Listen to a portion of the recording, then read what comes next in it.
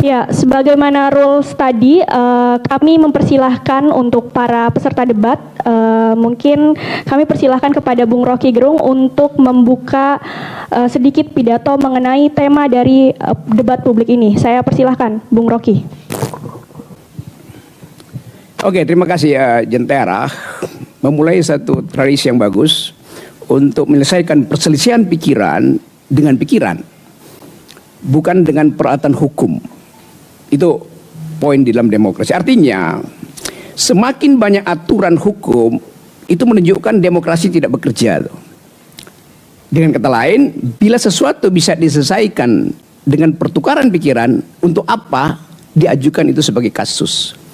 Itu dasar pertama untuk memulai satu evaluasi terhadap keadaan bangsa, keadaan bernegara kita, terutama 2-3 hari terakhir ini dengan kasus Mahkamah Konstitusi itu.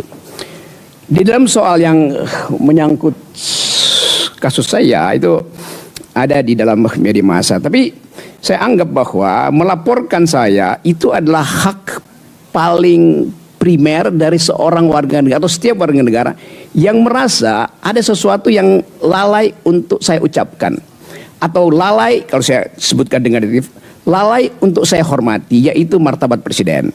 Itu dasarnya. Sekarang tinggal kita persoalkan, apakah martabat presiden itu masuk dalam wilayah perbuatan melanggar hukum bila seseorang mengabaikan, denying tentang prinsip keutamaan itu. Jadi tetap saya kira itu poin yang bagus supaya kita sama-sama dapat mengerti masalah itu.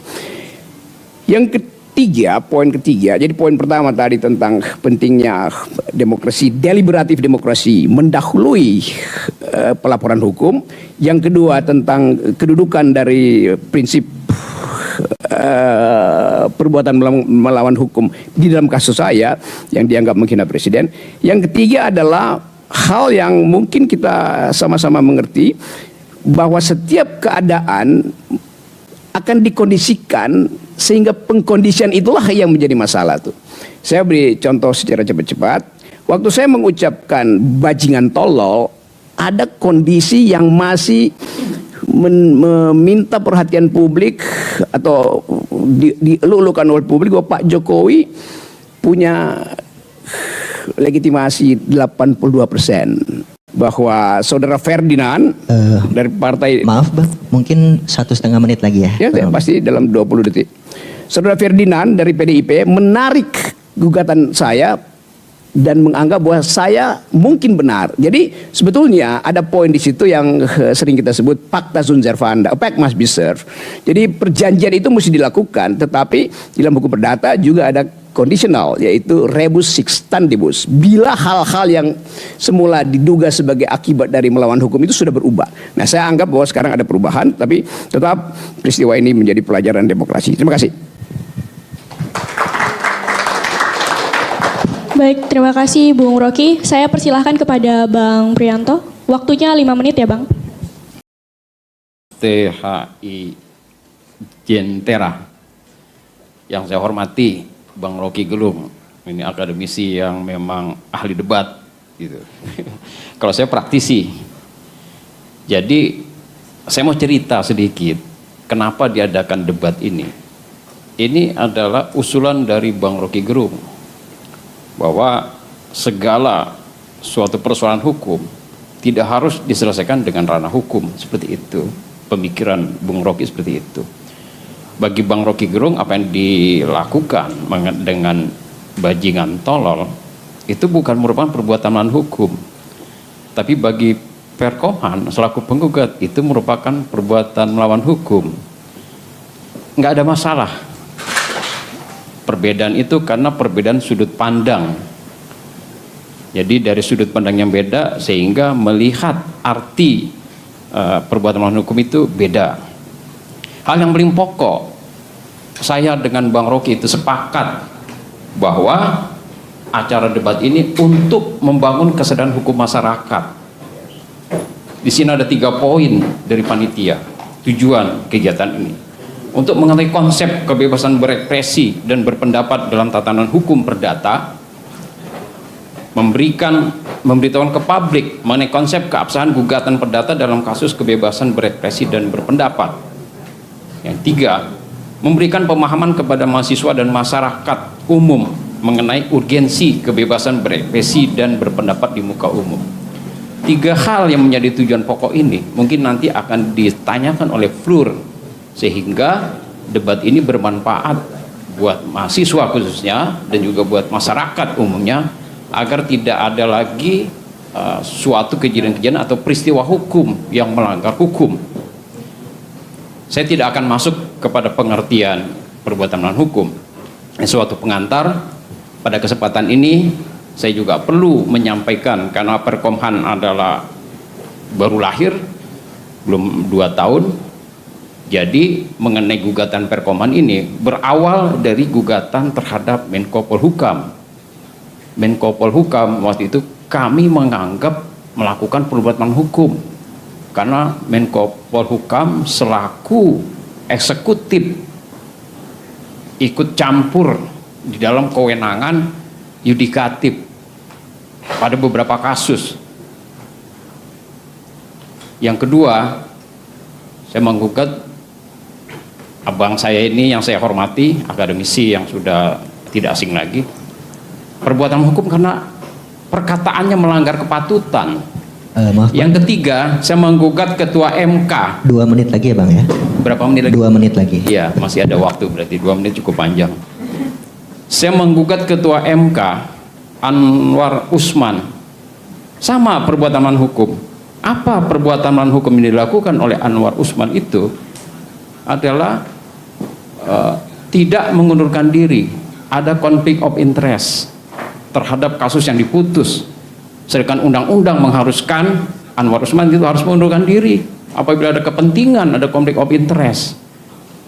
Gugatan ini akan disidangkan di PN Jakarta Pusat tanggal 15, perkara 722. Semoga rekan mahasiswa di sini bisa ikut hadir dan juga tolong membantu kami, karena kami berada di Yayasan Lembaga Bantuan Hukum Indonesia ini seperti rumah sendiri. Kenapa saya katakan rumah sendiri? Karena misi dari Lembaga Bantuan Hukum Indonesia untuk menegakkan hukum dan keadilan, sama seperti Perkomhan untuk menegakkan hukum dan keadilan. Jadi saya merasa ini rumah saya juga, karena misinya sama. Jadi saya juga nanti menghimbau kepada adik-adik mahasiswa ini, bantu kami untuk masuk ke dalam Perkomhan, sama-sama kita berjuang menegakkan hukum dan keadilan. Demikian, Assalamualaikum warahmatullahi wabarakatuh. Waalaikumsalam warahmatullahi wabarakatuh. Terima kasih Bang Priyanto atas pidato pembukanya. Para hadirin semua dan juga para peserta debat, nanti pertanyaan ini hadir dari konteks gugatan atau petitum yang memang diperuntukkan oleh Bung Rocky sebagaimana sesuai dengan nomor perkara 271 di Pengadilan Cibinong. Untuk pertanyaan pertama, saya akan tanyakan kepada Bang Priyanto. Menurut Bang Priyanto, apa yang membedakan tentang ujaran kebencian terhadap pejabat negara dengan memberikan kritikan atau masukan mengenai kinerja dari pejabat negara? Waktunya 5 menit, Bang Priyanto, silakan. Jadi perbedaannya, kalau kritikan terhadap pejabat negara itu merupakan hak asasi manusia yang dilindungi oleh undang-undang. Jadi itu bukan merupakan perbuatan melawan hukum. Orang tidak bisa mengadili pikiran seseorang, karena itu bagian dari natural. Jadi tidak bisa disidangkan dan tidak bisa dipersalahkan. Bung Rocky Gerung mengkritik pemerintah, itu dibolehkan dan dijamin oleh Undang-Undang Dasar 1945 dan juga merupakan hak asasi manusia. Bahkan di negara maju sekalipun di Amerika itu juga ada kebebasan berpikir. Tapi kebebasan pikir ini itu tentu tidak mutlak. Ada norma-norma yang membatasi kebebasan berpikir ini. Jangan sampai kebebasan berpikir ini melanggar kepatutan, melanggar hak-hak subjektif orang lain. Itu kebebasan berpikir. Apalagi tadi kritikan. Ya, kritikan itu sepanjang itu tidak melanggar kepatutan, suatu kritikan itu dibolehkan. Sedangkan ujaran kebencian jika itu menabrak norma hukum, menolak kepatutan, itu merupakan perbuatan melawan hukum. Demikian. Baik, terima kasih. Saya persilahkan Bang Rocky untuk menanggapi. 5 menit, Bang. Ujaran kebencian itu terjemahan dari hate speech itu. Yang salah dipakai di Indonesia. Kalau kita pelajari genealogi dari istilah hate speech, itu berasal dari suatu kebiasaan di Eropa untuk tidak mengingatkan suatu peristiwa buruk yang terjadi sebelumnya. Jadi nggak ada hate speech tiba-tiba saya maki-maki Anda di sini, itu bukan hate speech. Hate speech terjadi karena ada alasan-alasan kultural, sara, ras di belakangnya. Anda menyebut perempuan bodoh. Di Amerika nggak ada soal. Karena dianggap kebebasan mengucapkan pikiran dengan menyebut perempuan bodoh itu tidak melanggar hukum. Konteksnya begitu tuh, karena dilindungi kebebasan berbicara. Kecuali sambil menyentuh ujung rambut perempuan itu, Anda kena pidana tuh. Itu batasnya. Di Eropa Anda sebut perempuan bodoh, itu mengingatkan peristiwa jauh sebelumnya, itu ketika ada witchcraft, itu nenek sihir. Ketika Eropa memburu perempuan-perempuan yang dianggap bermain-main dengan setan, padahal dia lagi memproduksi barang dari dalam rumah tangganya, sehingga kurang lebih 150 sampai 300 ribu perempuan di Eropa itu tewas dibakar. Jadi mengatakan perempuan bodoh itu mengingatkan peristiwa di belakang yang jauh, di mana ada pelecehan terhadap status perempuan. Jadi kita mesti bedakan. Indonesia ngaco itu. Saya udah pernah debat tuh di satu seminar bahwa kata hate speech itu hanya boleh bila di belakang kata itu ada peristiwa jauh di belakang yang menghina. Nah sekarang kata hate speech dipakai untuk setiap tindakan yang current, padahal tuh baru tadi saya temui orang bilang lu goblok lu. Itu bukan hate speech. Jadi hate speech ada peristiwa sejarah di belakangnya. Itu kritik saya pada istilah hate speech. Baik, terima kasih. Dari Bang Priyanto ada tanggapan lagi? Kami persilahkan. Selanjutnya sesi kedua saya undang kawan saya untuk membacakan pertanyaan. Baik, terima kasih. Untuk pertanyaan kedua kepada Bang Rocky Gerung, pertanyaan adalah bagaimana batasan penghinaan pejabat negara dalam konteks tata bahasa maupun gaya dalam berbahasa, seperti itu. Apakah sudah cukup jelas? Ya, kalau pejabat negara ada di 5 menit ya itu, you udah ambil 2 detik dengan pertanyaan itu. Kalau pejabat negara ada di panggung perkawinan itu, lalu kita maki-maki dia tuh, itu pasti mengganggu perkawinan itu kan. Jadi keadaan si pejabat negara ada di dalam situasi sitkom itu, saya menghina dia ketika dia lagi bego lu tuh, koruptor tuh, bajingan tolol tuh. Kacau situasi perkawinan itu. Karena itu peristiwa privat tuh. Maka saya dianggap menghina perkawinan itu tuh. Bahkan bukan sekedar menghina si kepala negara atau si pejabat, tapi di situ. Tapi kalau saya menghina dia di dalam urusan publik, bukan dalam perkawinan, tapi di dalam peristiwa dia mau buru, maka itu hak saya tuh. Memakai kata yang kasar itu. Saya nggak mungkin bilang, aduh ini kok ada bajingan tolol. Saya mesti pakai ekspresi, ini bajingan tolol. Supaya ada emosi saya tumbuh dan melekat untuk membackup gerakan yang mau demonstrasi kan. Kalian mau ngapain sih? Udahlah dia bajingan tolol. Itu dia maunya berhenti nanti. Kau bilang, lu gila lu, itu bajingan tolol, kejar dia tuh. Kan itu maksudnya tuh. Jadi dalam situasi kepublikan saya memakai ekspresi itu. Jadi pilihan kalimat saya itu sesuai dengan keadaan di situ. Nggak mungkin saya lakukan itu kalau misalnya Pak Jokowi dalam sebuah perkawinan, pasti saya akan hormati perkawinan itu. Bukan Pak Jokowi yang saya hormati. Perkawinan itu saya akan, peristiwa itu, acara itu saya hormati. Tetapi dalam acara demonstrasi buruh, ya saya mesti pakai kalimat yang setajam dan sekeras itu. Baik, terima kasih Bung Rocky. Boleh tepuk tangannya? Batasannya saya tidak pada suatu intonasi ya. Bajingan tolol lu gitu. Meskipun lembut ya diucapkan, walaupun keras sekalipun, kalimat itu kita sudah tahu artinya berdasarkan kamus bahasa Indonesia. Jadi intinya yang menjadi batasan ujaran kebencian apapun namanya itu adalah norma. Itu norma apa? Bukan hanya norma hukum. tapi norma kepatutan yang hidup di dalam masyarakat. Karena hukum itu hidup dan berkembang sesuai dengan nilai-nilai yang hidup di masyarakat. Tentu nilai-nilai masyarakat di Indonesia itu adalah beda dengan nilai-nilai masyarakat di negara lain, di negara liberalis maupun komunis. Di negara kita, ideologi kita adalah Pancasila. Jadi nilai-nilai masyarakat itu sebagai batasan untuk orang dalam berekspresi mengungkapkan suatu kalimat. Ini aturan.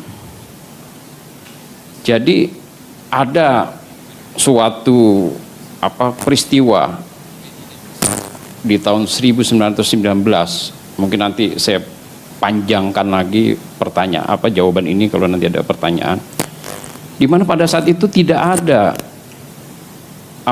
pelanggaran undang-undang yang dilakukan oleh Cohen. Itu Cohen suatu perusahaan percetakan.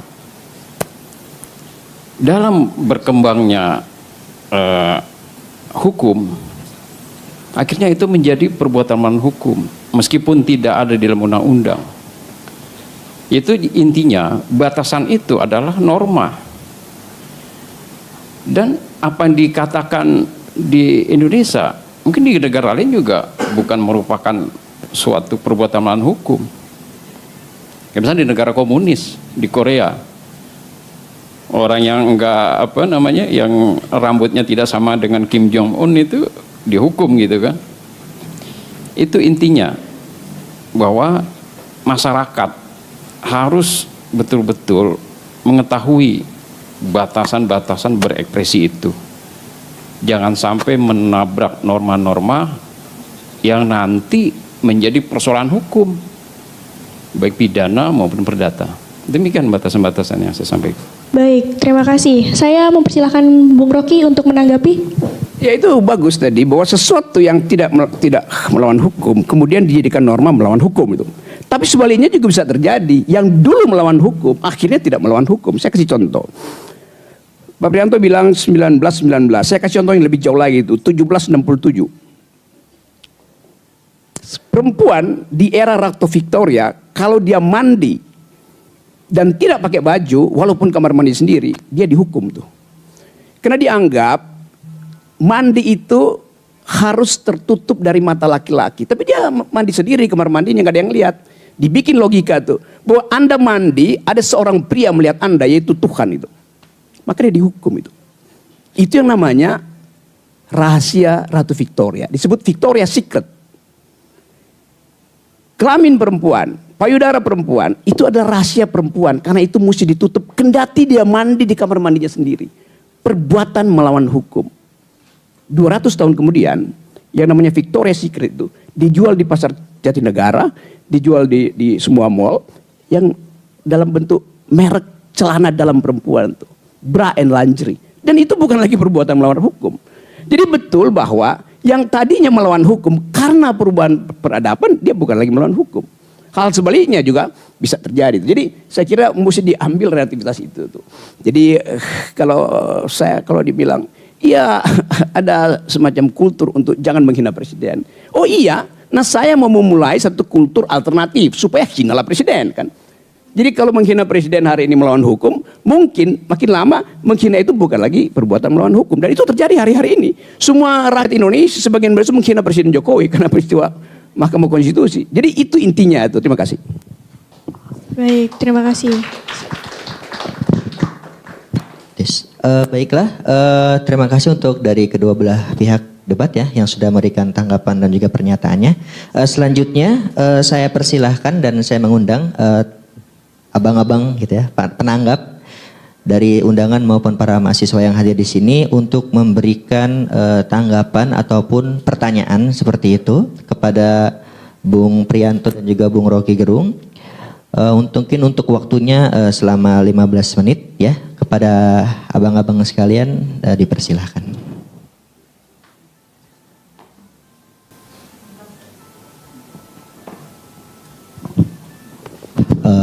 Mohon maaf karena mungkin waktu kita terbatas 15 menit ya. Jadi mungkin nanti setiap orang sekitar 7 menit seperti itu. Iya, boleh. Oke, baik. Sebelumnya perkenalkan, saya Betran dari kampus Universitas Bung Karno. Pertanyaan pertama saya tujukan kepada Bang Rocky Gerung, bahwa kita mengetahui Indonesia menganut demokrasi konstitusi, bahwa apa yang saya katakan saya boleh mengatakan, tetapi syaratnya adalah tidak boleh menyinggung perasaan orang lain. Saya pun bisa mengkritik seseorang, tapi syaratnya adalah tidak boleh menghina, mencaci, ataupun melakukan pencemaran nama baik. Nah, begitu juga terkait dengan kebebasan konstitusi. Nah, pertanyaan saya kepada Bang Rocky Gerung adalah, menurut Rocky Gerung, konsep demokrasi yang ideal itu seperti apa dalam hal atau dalam konteks kebebasan menyampaikan pendapat? Karena dalam beberapa tahun belakangan ini pemerintah selalu membuat regulasi, bahkan pada proses pengesahannya regulasi itu dinilai akan membungkam atau menutup ruang-ruang demokrasi, baik itu KUHP dan aturan-aturan lainnya. Jadi saya ingin bertanya, konsep demokrasi yang ideal menurut Rocky Gerung itu seperti apa?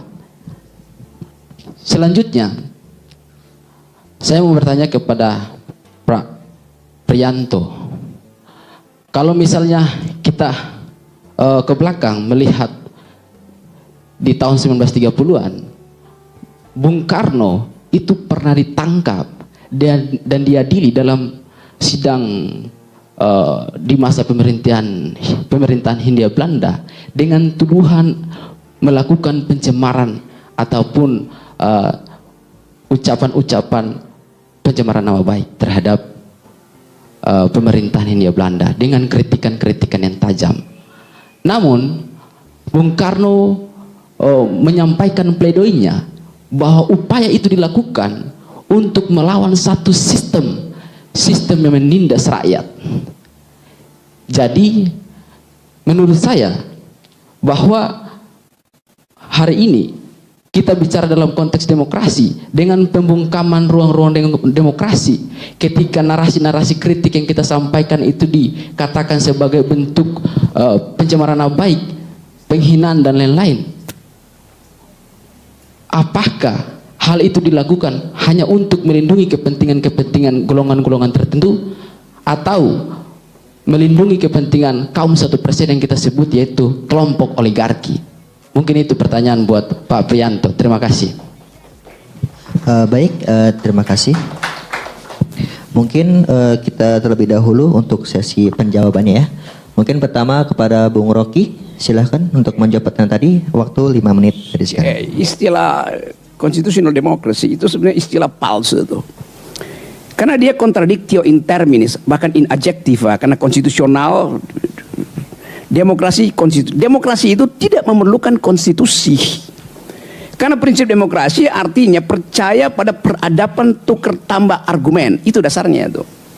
Belakangan kemudian dibuatlah konstitusi, demokrasi konstitusi. Tapi Anda, kalau saya terangkan, istilah konstitusi pertama kali dipakai tahun 1596 oleh orang yang namanya Franco, dalam buku namanya Franco Gallia, namanya François Hotman. Dia menulis buku judulnya Franco Gallia. Di situ pertama kali diterangkan istilah konstitusi. Apa itu konstitusi? Konstitusi adalah hak membunuh raja. Bayangkan coba. Jadi dari segi asal usul kata, konstitusi artinya hak rakyat untuk menggantung pemerintah. Itu dasarnya. Belakangan kemudian didempetkan dengan demokrasi konstitusional. Tetapi kalau Anda tanya apa yang bagi saya demokrasi, demokrasi itu hanya memerlukan kecermatan untuk menemukan kebenaran berdasarkan kemampuan berpikir. Bukan kemampuan amplop, bukan kemampuan jabatan, segala macam tuh. Karena itu demokrasi bukan pemerintahan dari, oleh, dan untuk rakyat, bukan. Demokrasi adalah the government of reason through the government by the people tuh. Pemerintahan akal melalui pemerintahan orang. Itu namanya demokrasi. Bukan pemerintahan Jokowi melalui Mahkamah Konstitusi itu. Itu bukan itu yang namanya demokrasi. Tapi itu yang kita lihat sekarang kan. Saya mau kaitkan itu dengan dengan keadaan terakhir ini supaya kita ngerti bahwa demokrasi diperlukan supaya dimungkinkan kita bercakap-cakap. Konstitusi diperlukan untuk menghalangi pemerintah mengintervensi percakapan saya. Jadi konstitusi alat saya untuk menggebuk pemerintah, bukan alat pemerintah untuk menggebuk saya. Terbalik gitu ya. Oke, thanks.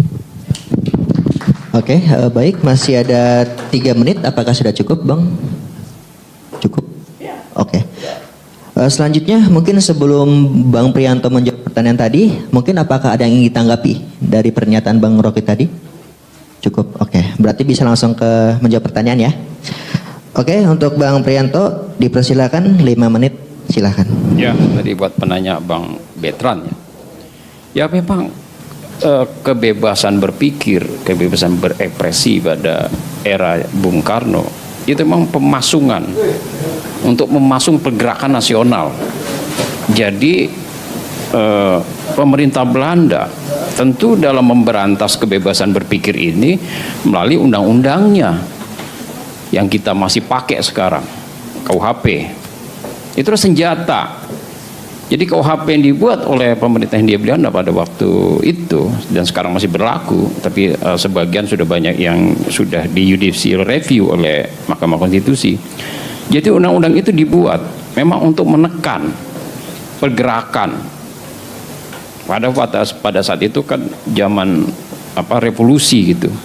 Jadi memang sengaja waktu itu kebebasan berpikir itu dipasung supaya tidak bergerak begitu, supaya posisi politik pemerintah Belanda itu tetap kuat.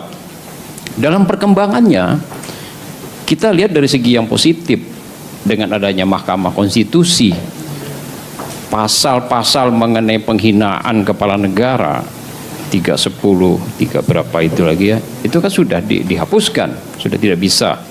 Ada satu pasal yang mungkin juga bisa menjerat Bang Rocky Gerung nantinya, pasal 210. Tapi itu dirubah juga sama MK. Yang tadinya pasal itu deliknya adalah delik umum, sekarang menjadi delik aduan. Tidak mungkin kepala negara yang dihina mengadukan ke polisi terhadap pencemaran nama baik atau penghinaan. Jadi MK itu sebenarnya suatu institusi, dia ingin memberikan ruang yang luas kepada para aktivis-aktivis supaya kebebasan berpikir ini tidak dipasung. Caranya dengan seperti itu, merubah delik itu delik umum menjadi delik aduan. Tapi perlu diingat, kebebasan berpikir yang tadi saya sampaikan juga dibatasi oleh undang-undang. Di sini ada, saya kutip catatan kaki, saya buat ini sebelum datang ke sini. Sini bisa dilihat pasal 28J ayat 2 Undang-Undang Dasar 45. Dalam menjalankan hak dan kebebasannya, setiap orang wajib tunduk kepada pembatasan yang ditetapkan dengan undang-undang dengan maksud semata-mata untuk menjamin pengakuan serta penghormatan atas hak dan kebebasan orang lain, dan untuk memenuhi tuntutan yang adil sesuai dengan pertimbangan moral, nilai-nilai agama, keamanan, ketertiban umum dalam suatu masyarakat demokratis. Jadi di sini kebebasan berpendapat setiap orang itu dibatasi oleh hukum dan undang-undang untuk menghormati hak dan kebebasan orang lain juga, dan memenuhi tuntutan yang adil sesuai dengan pertimbangan moral, nilai-nilai agama, keamanan, ketertiban umum dalam suatu masyarakat yang demokratis. Jadi itu.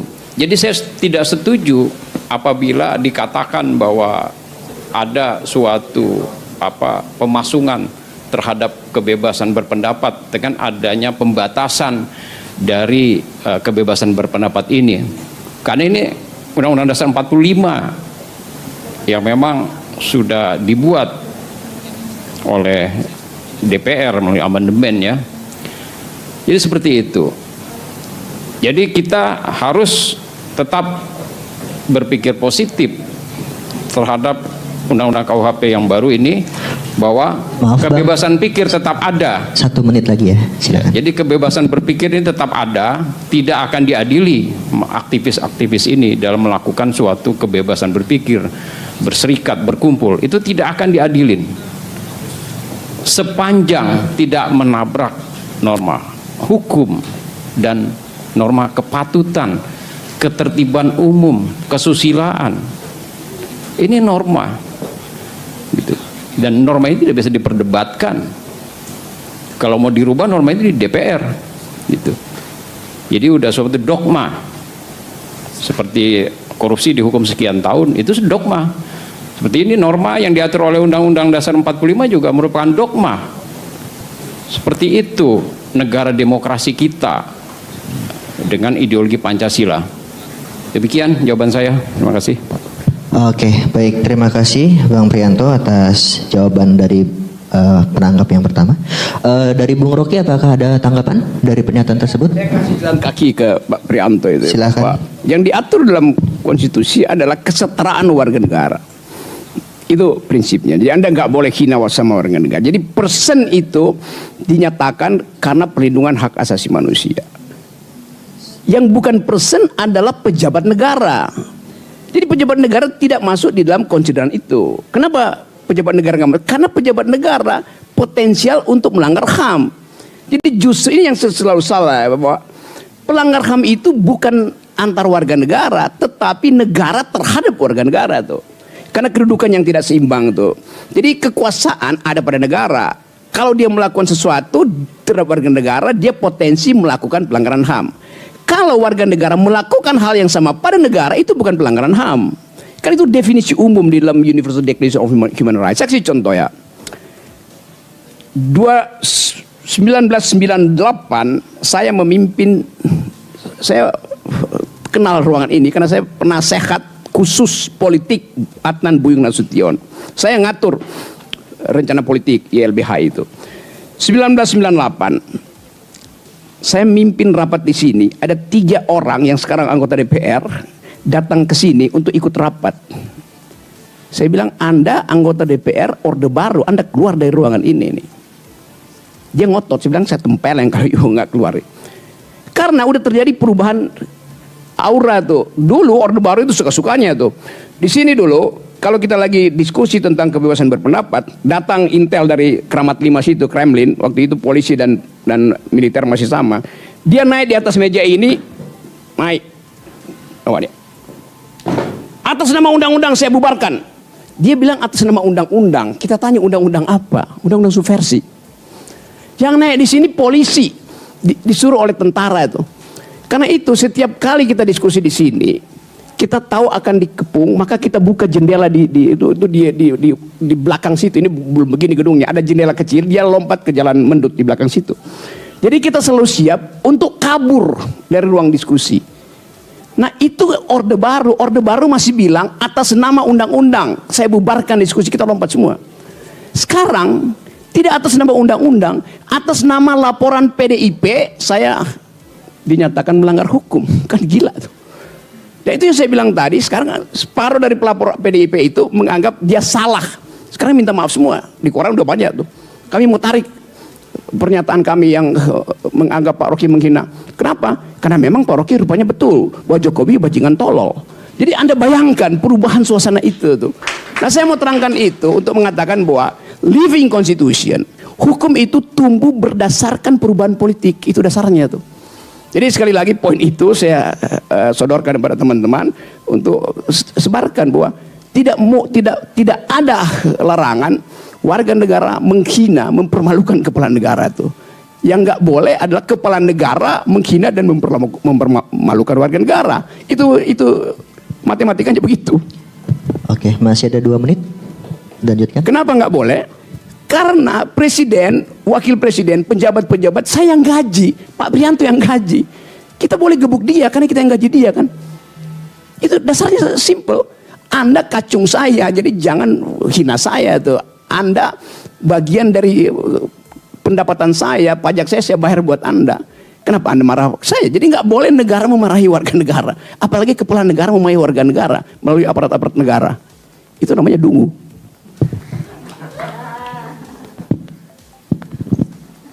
Oke, baik. Dari Bang Prianto ada tanggapan lagi? Saya setuju dengan dikatakan Bang Rocky dalam konteks seperti itu tentunya ya. Tapi harus diingat juga bahwa tetap saya berpendapat bahwa kebebasan berpikir itu ada batasan-batasannya. Tidak bisa remnya blong. Karena nilai-nilai kepatutan yang ada di masyarakat, nilai kesusilaan, ketertiban umum itu harus dipelihara. Kecuali Undang-Undang Dasar 45 yang tadi saya bacakan dicabut. Itu. Makanya di sini merupakan suatu pemahaman hukum secara praktis. Jangan sampai ini dilakukan dengan menabrak hukum. Nanti bermasalah lagi. Saya setuju kalau dalam konteks kita menghina kepala negara itu kasuistis sifatnya. Seperti apa hinaan itu? Sepanjang itu di tataran kebijakan, tidak setuju dengan IKN, Omnibus Law yang disuarakan oleh Bang Rocky Gerung, itu tidak masalah. Tapi menjadi delik jika bertabrakan dengan hukum dan patutan. Kenapa menjadi delik? Kan undang itu belum dicabut. Pasal 28J Undang-Undang Dasar ayat 2 1945 itu belum dicabut. TAP MPR juga belum dicabut. Itu batasan-batasannya. Jangan sampai mahasiswa ini melanggar itu gitu. Ini bermasalah dengan hukum. Demikian tanggapan saya. Terima kasih. Baik, terima kasih. Dari Bang Rocky, ada lagi? Ya, saya ngerti itu. Tetapi kita berupaya untuk thinking the future law itu. Kan ius constitutum mengatakan begitu. Tetapi kalau kita tidak bikin terobosan, maka ius constitutum seumur hidup akan begitu. Justru kita ingin beri pada ius constituendum, the next legal opinion, the next legal reasoning. Dan next legal reasoning itu akhirnya membuat kita mengerti bahwa kepala negara itu bukan manusia. Dia itu thing, bukan he or she, dia it. Anda baca di mana-mana, kepala negara itu it, kata benda tuh. Karena dia nggak boleh punya perasaan. Karena dia fungsi. Lain Jokowi sebagai kepala keluarga, itu dia adalah person. Tetapi sebagai kepala negara, dia berubah dari person menjadi it, menjadi thing, barang. Hukum tentang manusia tidak berlaku pada barang. Kalau tanya Presiden Jokowi tersinggung karena dihina, kenapa dia mesti tersinggung? Dia tidak boleh tersinggung. Yang boleh tersinggung adalah ayahnya Gibran, itu dia boleh tersinggung itu. Tapi sebagai presiden dia tidak boleh tersinggung. Itu prinsipnya begitu. Tetapi kita dibawa oleh kultur bahwa dia orang tua. Memang dia orang tua. Kalau begitu dia nggak boleh dihina. Bagaimana kalau anaknya jadi presiden, yang anak kecil itu juga nggak boleh dihina? Karena dia presiden, boleh karena dia anak kecil. Jadi berubah kan pengertian itu. Karena itu saya mau terangkan bahwa dulu memang kepala negara itu tidak boleh dihina karena di dalam badan kepala negara. Kejar! Kejar apa aja? Hematnya dapat, dijemputnya cepat. Pesan Grab terhemat sekarang. Jokowi bukan, tetapi dia sekarang jadi raja. Kata siapa? Kata siapa kemarin yang bikin pantun itu, Republik Rasa Kerajaan. Gusmus akhirnya bilang begitu. Nah sekarang tangkap Gusmus, dia bahkan menuduh Jokowi adalah tiran, raja itu. Kan nggak bisa itu. Jadi perubahan mindset itu yang kita kembangkan sejak reformasi itu. Saya setiap kali ucapin itu di kelas, saya ngajar di ratusan universitas, ucapin itu. Supaya kita batalkan feodalisme di dalam memandang raja. Itu dasarnya simpel itu. Jadi di awalnya the king can do no wrong, itu hanya berlaku kalau Indonesia sistem kerajaan. Begitu kita pindah pada republik, maka res publica, semua urusan publik tidak tergantung pada si raja, tapi pada seseorang yang kita pilih. Jadi kita boleh ganti dia. Namun saya katakan tadi tetap dianggap ini kan bangsa timur, dia adalah bapak. Bapak itu, bapak saya, bapak Anda, nggak boleh diganti itu. Dia bikin salah, Anda maafkan. Bagaimana kalau bapak itu seorang yang kita pilih tiap 5 tahun? Kan presiden bukan bapak loh, kita pilih 5 tahun. Masa Anda pilih bapak Anda 5 tahun sekali? Nggak bisa dong. That's the logic situ tuh. Terima kasih. Oke, waktunya masih ada 2 menit lagi, Bang.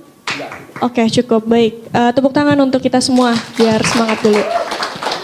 Selanjutnya saya akan mengundang kawan saya lagi untuk memberikan tanggapan dan juga pertanyaan. Dipersilahkan. Oke, baik. Perkenalkan, saya Ardiansyah dari Sekolah Tinggi Hukum Indonesia Jentera. Dalam debat publik hari ini, karena topiknya perbuatan melawan hukum, yang kemudian ya kita tahu bahwa ini dibawa ke tatanan hukum. Nah, saya secara pribadi melihat bahwa sebenarnya dalam menyampaikan pendapat di muka umum ataukah kebebasan kita untuk berpikir itu sudah diatur sejauh mana Thomas Aquinas pada saat itu yang mengatakan bahwa pikiran itu sebenarnya adalah sesuatu yang diberikan oleh Tuhan yang langsung tidak bisa diganggu-gugat. Nah, yang mana itu pikiran? Ya, akal budi kita, karena dianggap manusia sebagai makhluk yang rasional, maka diberikan itu pada manusia itu sendiri. Nah, ketika dilihat pada tataran hukum Indonesia, kita tahu ada konstitusi, kita tahu juga ada undang-undang hak asasi manusia bahwa kebebasan berpikir yang mungkin disampaikan melalui pendapat, mungkin disampaikan melalui tulisan, itu semua diberikan kebebasan oleh Indonesia itu sendiri. Nah, kemudian ketika dilihat pada pernyataan Bang Rocky mengenai bajingan tolol yang dilekatkan pada tubuh publik Presiden Republik Indonesia, ini juga merupakan kontroversi menurut saya, karena dalam hukum pidana itu delik aduan, sedangkan dalam hukum perdata ketika saya lihat dari gugatan yang diajukan itu iya disebutkan bahwa seseorang yang melakukan perbuatan melawan hukum terhadap orang lain. Nah, ini yang patut dipertanyakan, orang lainnya itu adalah saya sebagai warga negara ataukah pejabat publik? Ini juga yang harus dipecahkan. Ya, saya sepakat ketika Jokowi sebagai pejabat publik itu tidak bisa dilekatkan pada orang lain itu. Itu satu. Nah, yang kedua adalah ketika ditarik pada perbuatan melawan hukum, disebutkan juga dalam delik pada pasal tersebut, pasal 1365, bahwa harus ada sebab hubungan. Sebab akibatnya adalah Bung Rocky melakukan kritikan terhadap kebijakan pejabat publik, dan ketika saya lihat dari gugatannya ini sangat jauh gitu, sangat jauh. Nah, selain dari itu juga saya ini aja, karena saya lihat surat gugatannya tertera bahwa 50% itu yang tidak menerima atas kritikan tersebut. Nah, pertanyaan saya, 50%-nya itu siapa? Yang terbagi dari berbagai daerah. Lalu yang kedua adalah, apa perbedaan antara ketika misalnya seorang masyarakat yang melakukan kritikan terhadap pejabat publik, yang misalnya ada orang-orang yang menolak terhadap apa yang disampaikan itu, dengan ketika pemerintah itu sendiri yang mengeluarkan kebijakan yang juga kontroversi, misalnya Undang-Undang Cipta Kerja, dari berbagai kalangan di seluruh Indonesia itu ditolak. Apakah kemudian itu tidak bisa dijadikan sebagai suatu kegaduhan yang nyata-nyata banyak yang menolak? Itu pertanyaan saya terhadap Bang Prianto mengenai gugatan ini. Jadi saya menganggap bahwa sangat jauh antara kebebasan berekspresi ini dengan kemudian ketika ditarik dalam hukum perdata yang menjadikan ini perbuatan melawan hukum. Ketika misalnya ditarik dalam hukum pidana, ya suruh Pak Jokowi melapor, itu delik aduan. Tapi dalam hukum perdata itu jauh sekali. Mungkin itu saja sih dari saya. Terima kasih. Oke, baik, terima kasih Bang. Mungkin tadi berarti ada beberapa pertanyaan ya. Mungkin kita persilakan dulu kepada Bung Rocky pertama. Oh, udah soal ya? Oh, kadang-kadang. Oke. Bang Prianto silakan untuk menanggapi pertanyaan Bang. Jadi ditanya dari mahasiswa Jantera itu saya, bukan Bung Rocky. Oh, iya. Makanya Bang Rocky mempersilahkan saya menjawab. Ini mohon maaf karena yang ditanya gugatan saya, jadi saya kasih waktu agak panjang sedikit ini. Karena ini kan bagi saya juga penyuluhan hukum juga ya buat Perkoman ini. Baik, silakan. Jadi begini, untuk menjawab apa yang ditanyakan tadi, kita harus tahu dulu pengertian perbuatan melawan hukum itu gitu. Jadi dalam konteks ini kita harus memisahkan antara perdata, kasus perdata dengan kasus pidana.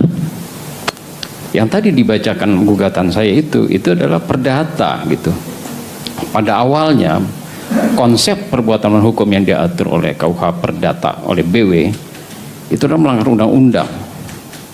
Pasal 1365 itu yang disebutkan itu merupakan perbuatan melawan hukum yang menimbulkan kerugian. Jadi ada hak orang yang merasa dirugikan menuntut ganti rugi. Unsurnya harus ada kesalahan, sekat, ya, dan ada hubungan sebab akibat antar perbuatan itu dengan kerugian itu, hubungan kausal, ya, hubungan sebab akibat. Itu konteks yang diatur dalam pasal 1365 KUHP, ya, bukan KUHP, KUH Perdata, karena ada kesalahan. Tapi ada juga mungkin mahasiswa belum pernah membaca itu pasal 1366. Itu juga perbuatan melawan hukum karena kelalaian, bukan karena kesalahan. Jadi kita masuk dulu mengenai pengertian perbuatan melawan hukum. Tadi saya sudah singgung tapi saya tidak menjelaskan secara detail. Jadi pada dulu itu pernah ada suatu perseteruan antara dua perusahaan percetakan. Yang satu namanya Lindenbaum, yang satu lagi Cohen. Lindenbaum karena ini dua perusahaan raksasa waktu itu, pada saat itu, ya, merasa tersaingi. Bagaimana caranya supaya pesaing bisnisnya itu mati, tidak berkembang? Maaf, Cohen.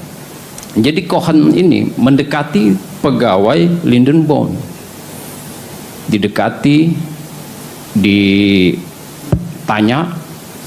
siapa saja pelanggannya, berapa harganya. Begitu dia tahu pelanggannya ada ini melalui data dan harganya juga tahu, di situ data itu digunakan oleh Cohen untuk mematikan pergerakan bisnis Lindenbaum. Akhirnya Lindenbaum itu tahu, wah ini kok penghasilannya menurun. Akhirnya digugatlah Cohen ini, diarest di pengadilan Amsterdam. Pada pengadilan tingkat pertama, gugatan Lindenbaum ini dikabulkan oleh pengadilan tingkat pertama. Kemudian Cohen banding. Setelah banding, maka putusan hakim banding waktu itu menyatakan bahwa tidak ada kesalahan yang dilakukan oleh Cohen karena tidak ada perbuatan melawan hukum, tidak ada pasal-pasal yang ditunjukkan oleh Lindenbaum terhadap kesalahan-kesalahan Cohen. Ini melanggar pasal berapa? Tidak ada. Sehingga gugatan Lindenbaum itu ditolak oleh Pengadilan Tinggi Amsterdam. Kemudian Lindenbaum ini mengajukan kasasi.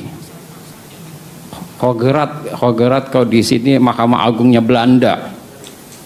Diperiksa, dan di situ maka pertimbangan hukum, kaidah hukum dari Mahkamah Agungnya Belanda itu bahwa apa yang dilakukan oleh Cohen ini melanggar hak-hak subjektif dari Cohen, melanggar kepatutan, sehingga apa yang dilakukan oleh Cohen meskipun undang-undang KUH Perdata tidak mengatur, itu merupakan perbuatan melawan hukum. Disinilah awal mula memperluas arti perbuatan melawan hukum itu dari melanggar undang-undang menjadi melanggar hak-hak subjektif orang lain, melanggar kepatutan, kesusilaan, ketitipan umum dan lain-lain. Itu berkembangnya di situ. Sebenarnya kasus Perkom dengan Bung Rocky Gerung ini sudah masuk ke ranah pengadilan. Saya juga tidak etis juga kalau tajam mendiskusikan ini gitu, karena itu sudah ranah, kecuali nanti ada perdamaian antara saya dengan Rocky Gerung gitu kan, ya, karena saya juga gak mau juga saya menghormati Bung Rocky Gerung itu sebagai akademisi, tapi saya menilai ada perbuatan melawan hukum gitu, sehingga saya juga ibaratnya menjewer juga. Jangan begini nanti kena delik lagi gitu. Jadi kata bajingan tolol yang ditujukan kepada pribadi seseorang Jokowi yang harus menggugat, Maaf bang, yang harus melaporkan. 1,5 menit lagi ya. Ya mungkin agak dipanjang sedikit ya, Iya, tadi sudah tambah 2 dilebih. menit lah ya. Oke, siap. Terus pada saat sebut ujaran kebencian atau kata-kata bajingan tolol ini ditujukan kepada Jokowi selaku presiden, maka yang dianggap bajingan tolol itu adalah presiden, lembaga tinggi negara. Pertanyaan hukumnya adalah apakah ini dibenarkan atau tidak. Kita mulai pengertian bahwa bagi Bang Rocky Gerung itu presiden itu nggak hidup, benda mati. Dipukul dihina nggak ada masalah, dia nggak punya nyawa. Tapi tidak demikian pengertian hukum. Pengertian hukum yang disebut subjek hukum itu ada 2, naturih person, orang yang mempunyai nyawa, sama reh person, badan hukum. Jadi secara hukum reh person itu hidup, punya nyawa, bisa bertransaksi, bisa melakukan jual beli, sama seperti manusia, mempunyai hak dan kewajiban. Sehingga badan hukum ini mempunyai hak untuk melawan, mulai hak juga untuk jangan dilecehkan atau dihina, seperti itu pengertian dari reh person selaku badan hukum, karena dia hidup gitu. Jadi seperti manusia seperti itu juga gitu. Nah sekarang milik siapa lembaga kepresidenan ini? Milik masyarakat Indonesia yang membayar pajak, milik saya juga kan. Dalam konteks berpikir seperti itu wajar Perkomhan atau yang lain-lain itu juga merasa keberatan dengan perkataan seperti itu, karena yang kami takutkan perkataan bajingan tolol yang sudah ada pengertian itu akan membudaya gitu, menjadi budaya dan tidak patut untuk dikembangkan di Indonesia yang merupakan negara Pancasila gitu. Jadi saya menolak kata-kata yang kasar itu menjadi budaya. Waktu sudah habis bang. Ya, makasih. Itu penjelasan singkatnya. Oke, baik. Tepuk tangan buat Bang Prianto. Dari Bang Rocky ada tanggapan? Ada. Ya, silahkan. Agak serius saya terangkan ya. Istilah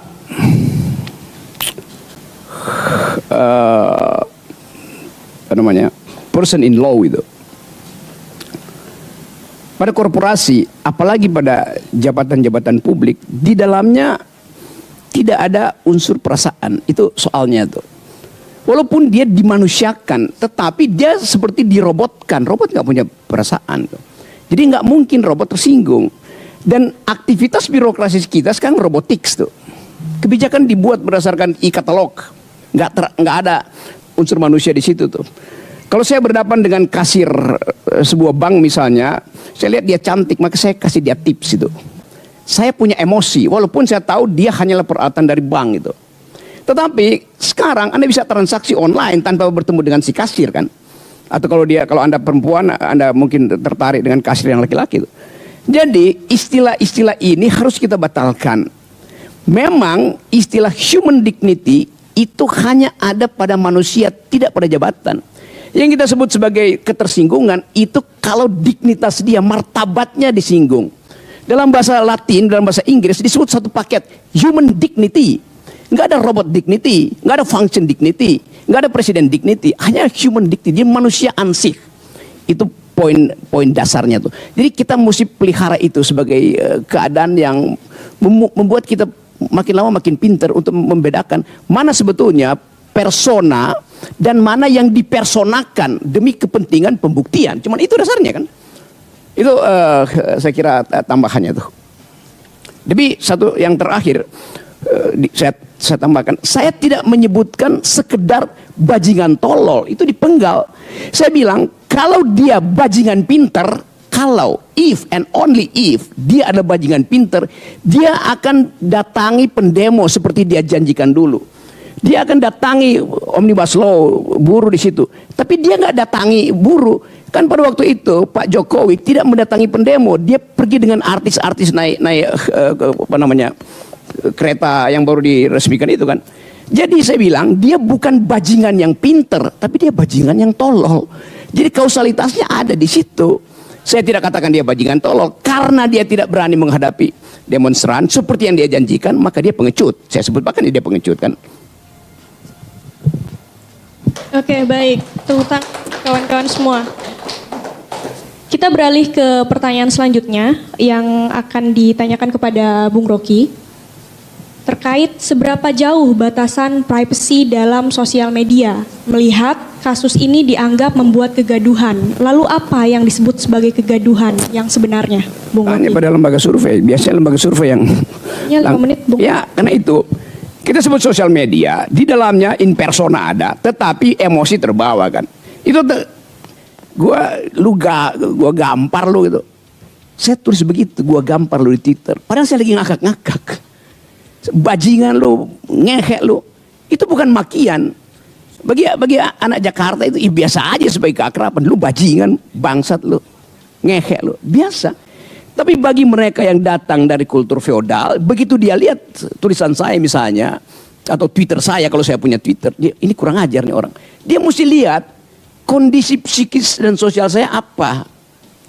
Kan itu dasarnya kan. Jadi sebetulnya sosial media itu menyimpan atau menyembunyikan identitas sosial orang sebetulnya. Itu dasarnya tuh. Sehingga orang saling menduga tuh. Nah karena itu dibuka perdebatan diskusi semacam ini nih. Pak Prianto mungkin baru tahu sekarang bahwa saya menyebut Jokowi itu bajingan pinter bila dia datang menghadapi demonstrannya seperti yang dia janjikan. Karena dia gak datang, maka berlakulah prinsip sebaliknya. Berarti dia bajingan tapi tolol. Oke, masih ada 4 menit, Bang Rocky. Oke, boleh Bang Prianto, ada tanggapan? Iya. Waktunya 5 menit. Bagi saya membenarkan dalam perspektif Bung Rocky Gerung ya. Itu dalam melihat selaku sebagai akademisi. Tapi saya kan praktisi gitu, melihatnya lebih konkret tentu ya. Memang pada saat saya berdebat dengan Yoyo misalkan dengan Budi, saya katakan bajingan tolol lah, nggak ada masalah. Tapi pada saat itu dibawa ke ranah umum, publik, di situ ada deliknya. Hukumnya seperti itu gitu. Di situ norma-norma mulai mengatur. Ya di situ ada disebut deplatforming, penghapusan akun media sosial karena melanggar hukum. Ya kan seperti itu. Jadi tetap kalau ditanya batasan-batasan seperti apa, ya batasannya norma. Gitu. Kalau dalam perdata bukan hanya norma hukum, norma kepatutan. Jadi saya dalam konteks berpikir Bung Rocky itu setuju dalam konteks berpikir untuk person. Tapi saya tidak setuju dalam konteks berpikir itu di ranah umum. Karena itu mau tidak mau berimbas kepada masyarakat, mau itu menimbulkan kegaduhan. Itulah syarat perubahan hukum, ada kegaduhan itu. Ya bagaimana supaya tidak ada kegaduhan? Ya sudah saatnya lah kita mengkritisi pemerintah, tapi lihat rambu-rambunya. Demikian dari saya, makasih. Baik, masih ada waktu 2 menit. Cukup. Saya pakai 2 menit itu ya. Ya. Oke, saya berjanji sekarang, sebelum saya berpikir, kasih saya siapa yang mesti saya tanyakan. Pikiran saya bisa dipengerti apa enggak? Kayak itu soalnya kan, Anda harus hati-hati tuh. Rejim hati-hati itu yang enggak ada tuh. Saya mau kritik Pak Jokowi, saya mau telepon siapa nih? Ahli bahasa, ahli forensik, ahli psikologi. Kan itu soalnya kan. Jadi Anda kontrol diri Anda. Jelas saya kontrol diri saya sendiri. Karena itu saya memilih untuk mengucapkan istilah bajingan tolol. Itu bagi saya pilihan yang paling rasional tuh. Dan saya nggak mau ditegur orang lain. Karena kebebasan saya untuk memilih. Lain kalau Anda mau katakan bahwa Anda lain kali hati-hati ya. Oke. Anda cegah saya untuk berpikir maksimal jadinya kan. Rocky Gerung, Anda harus netral. Oke, bagaimana cara netral? Jangan berpihak. Oke, saya tidak berpihak. Netral nggak saya? Tidak, karena Anda suruh saya tidak berpihak. Itu pikirannya. Jadi kalau saya bilang saya berpihak, saya tidak netral. Padahal saya putuskan itu dalam kenetralan saya. Dia bilang supaya netral, jangan pilih, jangan berpihak pada Prabowo, jangan berpihak pada Ganjar, jangan berpihak pada Anies. Saya iyain dia. Menurut Anda, saya netral apa tidak? Tidak netral, karena saya diperintah oleh si tolol. Oke, dari Bang Prianto ada tanggapan? Cukup. Saya mengundang kawan-kawan audiens juga untuk memberikan tanggapan dan pertanyaan. Apakah ada?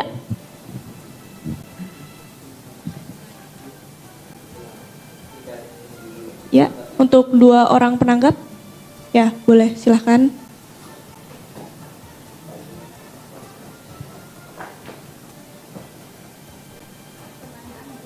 Ya, itu dulu, boleh? Ya, silakan. Selamat sore semuanya. Perkenalkan, nama saya Naufal dari Bogor. Pertanyaan saya hari ini berdasarkan pasal 1 ayat 3 Undang-Undang Dasar 1945. Indonesia merupakan negara hukum. Terkait pada hari ini itu debat publik perbuatan melawan hukum. Hukum itu tersendiri arti dari kebebasan berpendapat menurut Presiden terdapat, dan juga jangan melupakan sopan dan santun itu tersendiri. Namun hingga saat ini kebebasan berpendapat seringkali dibenturkan dengan hoax dan juga ujaran kebencian serta norma-norma yang ada, serta penegak hukum menjadi alat terkait hal itu. Pertanyaan saya, sebebas apa arti kebebasan berpendapat dalam ruang lingkup demokrasi ini, dan harusnya seperti apa, dan bagaimanakah fungsinya untuk kebebasan berpendapat dalam dunia demokrasi ini? Terima kasih. Untuk Bang Rocky. Oke, kita tampung dulu ya. Boleh, silahkan selanjutnya.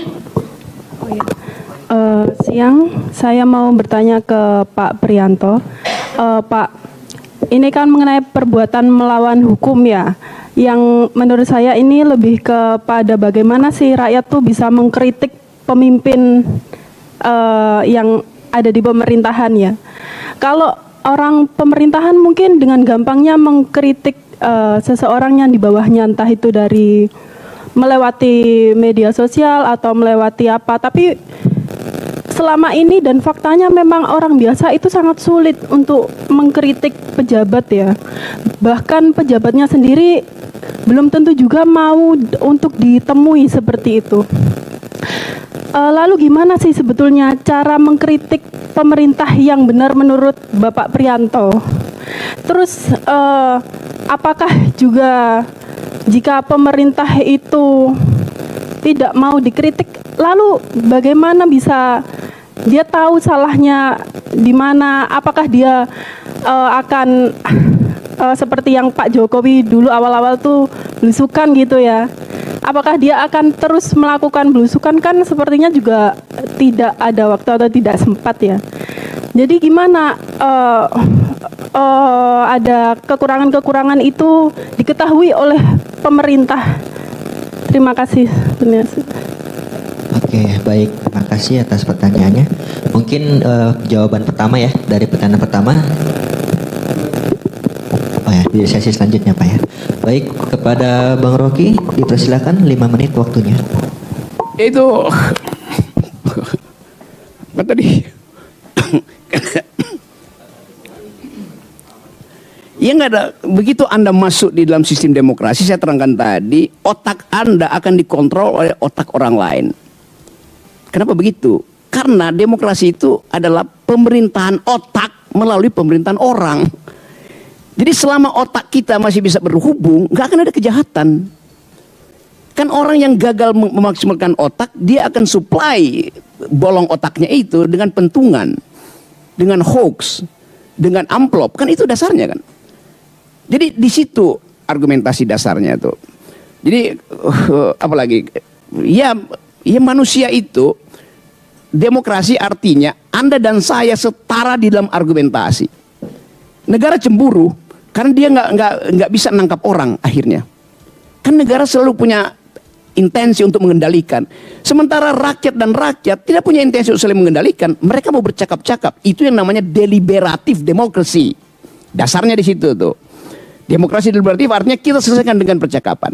Negara intervensi di situ dengan menjadikan Anda dan saya sebagai subjek hukum.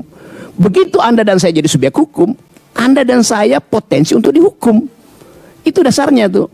Yang diterangkan oleh Giorgio Agamben di dalam Homo Sacer. Jadi sebetulnya kemaksiatan dari hukum itu adalah mengambil alih kebebasan manusia dan dijadikan Anda sebagai subjek hukum tempat hukum dipraktekkan. Itu dasarnya loh. Tapi saya terangkan itu di dalam level filosofi ya. Jadi ya itu saya cuma mau bawa itu ke dalam pemikiran yang radikal dan bedakan antara kebebasan berpendapat, kebebasan berpikir dan antara kebebasan dan berpikir. Dari tadi Anda ngomong-ngomong kebebasan berpikir ya nggak ada batasnya. Anda mau pikirin apapun, toh itu ada di dalam otakmu. Tapi begitu berpendapat, Anda dihalangi oleh pendapat orang lain, maka terjadi debat. Debat itu memungkinkan kita masuk pada dialektika yang lebih dalam tuh. Kalau dia nggak bisa lebih dalam, dia jadi dangkal. Kenapa? Karena dilaporkan. Itu soalnya kan. Jadi gagal debat, maka pakai alat-alat untuk membungkam. Gagal argumen, produksi sentimen. Di situ konyolnya tuh. Oke, dari Bang yang tadi apakah sudah jelas? Oke, sudah cukup ya? Oke, baik. Terima kasih Bang Rocky. Selanjutnya untuk pertanyaan dari Bang Prianto, dari Mbak. Bang Prianto silakan, waktunya 5 menit. Ya, terima kasih. Namanya siapa deh? Putri. Ya, Putri. Pertanyaannya cukup baik. Jadi memang mungkin mahasiswa bingung juga ya. Kok orang kritik itu tiba-tiba ada proses hukum gitu. Ini sebenarnya bukan itu karena tidak mengerti mengenai norma-norma hukum. Jadi yang ditanya langsung Putri itu batasan kritik. Jadi Putri harus bisa membedakan antara kritik dengan hinaan. Itu paling prinsipnya itu dulu. Kalau kita bisa membedakan dua hal itu, ya nggak ada masalah. Kenapa? Karena kritik itu dijamin oleh Undang-Undang Dasar 45. Undang-Undang Dasar yang menjamin. Kenapa dijamin kritik itu? Karena merupakan hak asasi manusia. Orang yang mengkritik itu tidak akan dihukum. Orang yang menghina akan dihukum. Kenapa orang yang menghina dihukum? Semua orang punya hak. Equality before the law. Semua orang punya kedudukan yang sama di mata hukum. Presiden ataupun petugas PPSU sama di mata hukum. Yang jadi masalah, kritik itu akhirnya berubah menjadi fitnah. Saya menyatakan yo PKI itu sudah kena delik saya, fitnah. Saya harus membuktikan, jadi beban pembuktian pada saya dong yang menyatakan bahwa itu PKI. Gitu. Itu perbuatan melawan hukum, masuk dalam ranah pidana juga. Jadi di sini harus bisa membedakan antara kritikan dengan hinaan. Itu yang paling prinsip. Ya selama banyak ini Jokowi walaupun dihina di fitnah, ya fan-fan aja, memang nggak ada laporan sebenarnya. Yang melaporkan yang ribut malah kan di bawahnya itu yang merasa terusik juga gitu. Ya pada saat dikatakan Pinocchio gitu kan, Pinocchio itu simbol orang sering bohong. Setiap melakukan kebohongan hidungnya tambah 5 cm, setiap tambah, itulah Pinocchio. Pada saat kita mengatakan Jokowi itu Pinocchio, Jokowi itu berhak selaku pribadi, bukan selaku presiden, untuk melaporkan orang itu. Dan juga dalam perdata itu masuk ke dalam perbuatan melawan hukum. Jadi kalau Fitri mengatakan kritik ini dibungkam, saya rasa tidak gitu. Jadi yang salah justru suatu proses hukum, karena sudah ada unsur-unsurnya berdasarkan penyidikan, dianggap kriminalisasi. Sehingga dikatakan oleh tadi, masih negara kita adalah negara hukum. Jadi proses hukum terhadap seseorang itu tidak bisa dihentikan oleh lembaga eksekutif. Kita ingat pada saat itu proses hukum terhadap pimpinan KPK itu sangat Itu waktu itu beritanya cukup hangat itu, Bibit Chandra sudah P21 tapi diintervensi oleh SBY karena ini merupakan kriminalisasi. Itu tidak boleh gitu di negara hukum. Saya nggak setuju. Walaupun telah dibentuk tim investigasi, serahkan kepada pengadilan. Pengadilannya nanti membebaskan, dikawal oleh masyarakat.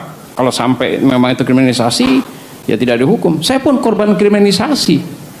Saya dilaporkan sama seseorang melakukan penggelapan terhadap barang yang tidak pernah saya lihat.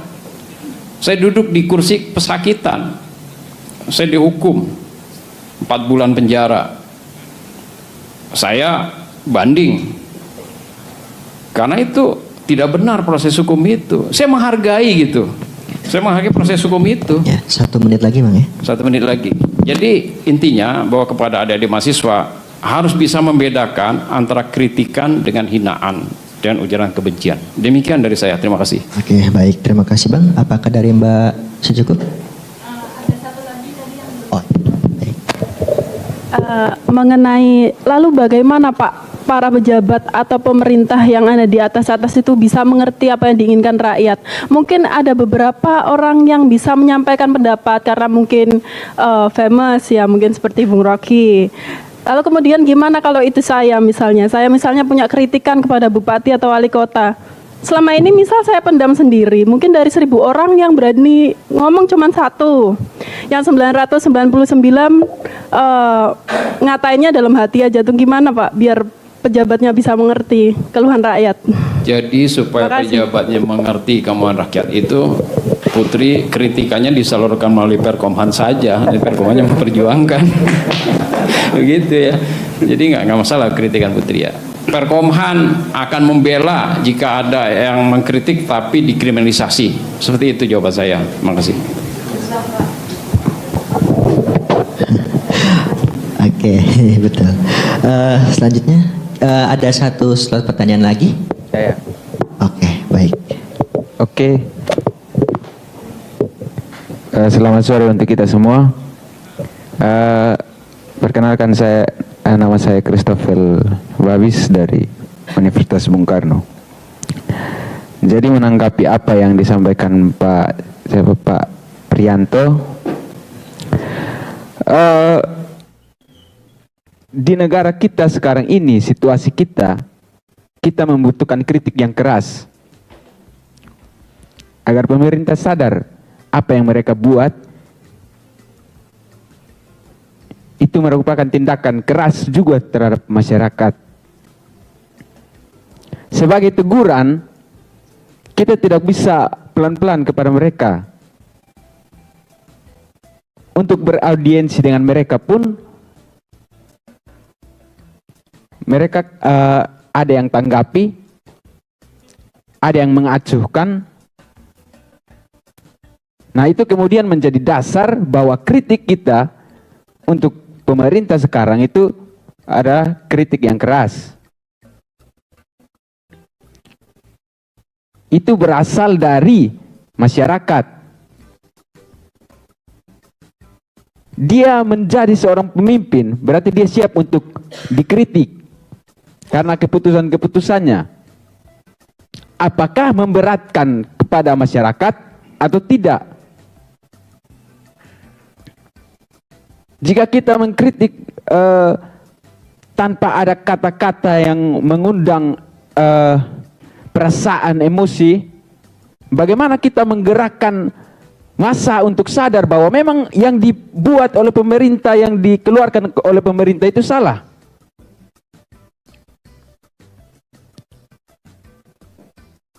Contoh, Omnibus Law, itu banyak massa itu melakukan aksi. Tidak ada tanggapan dari pemerintah. Maka dia membutuhkan apa? Membutuhkan suatu gerakan yang lebih radikalkah? Atau bagaimana? Kan begitu.